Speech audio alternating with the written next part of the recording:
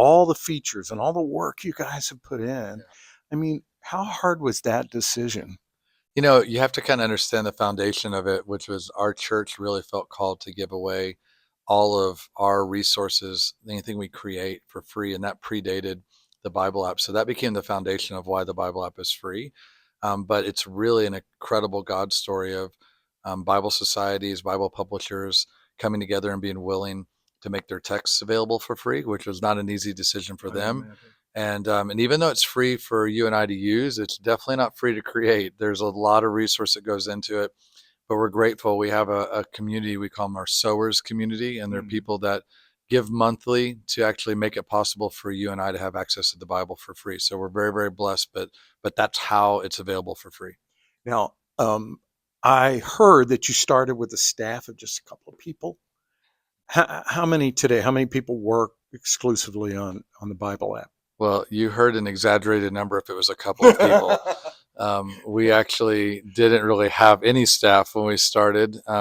We had a 19-year-old that was on our team doing some camp registration websites or something like that, and we kind of thrust him into it full time after it took off.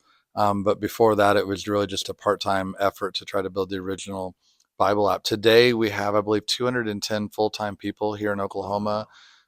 We have 6 regional hubs that all have small teams of 6 to 8 that are on it, and we have thousands of volunteers that actually help make it possible. But we're trying to hire a lot more people. I think we have 50 open positions right now because we really are trying to keep up with the growth of what God's doing. Well, and right now you're growing exponentially. I mean, what do you foresee for a year or 2 years down the road? Well, it's a very, very special time that we're in right now. There's this openness to the Bible. Like Gen Z is like more than 80% of Gen Z is open to the Yeah. Bible, which is like remarkable.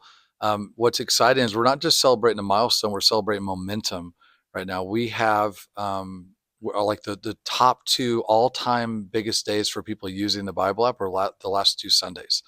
And there's nothing remarkable about the last 2 Sundays. It just happened to be the last 2 Sundays.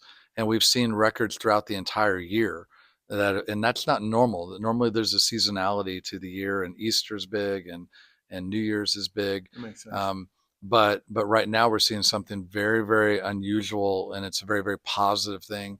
There's just massive momentum. So we took us 17 and a half years to reach the first billion. We actually think the second billion will come in 5, and the third will Wow. come in 3. But that's actually what I think is possible based on what I see right now. But God obviously does much, much more than we can ask, think, or imagine. So we'll see what he does. I'll tell you, your success is so cool. It's what a God story it is.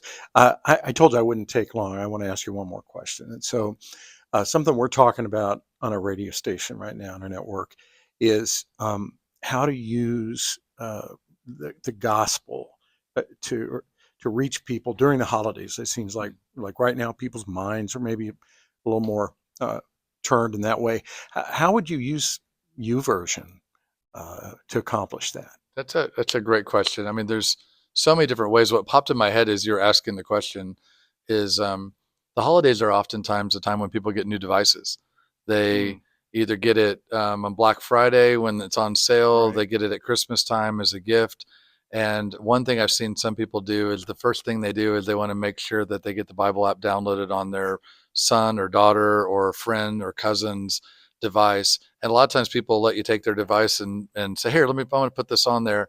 And sometimes give them a challenge. You just never know. Sometimes just how a Yeah. simple thing like that, it's completely free, but a simple thing like that might get someone to consider developing a habit, especially for the new year. There's a lot of people that aren't even Christians that think, I've always been curious about the Bible. Yeah. And so if you can make it friction free and already have it all set up for them, or even another thing you can do is say, let's do a Bible plan together and do a feature we have called Plans with Friends, I love that. which is maybe an easy way to kind of onboard somebody into scripture that would normally not have done it, maybe a family member they happen to be with during the holidays. Well, Pastor, congratulations. Just incredible success, and we wish you all the more and God's blessings on this project. Well, thank Um, you. good to talk to Yeah, you. it's great to talk to you as well. Thanks for your Thanks. God time. bless. Yeah.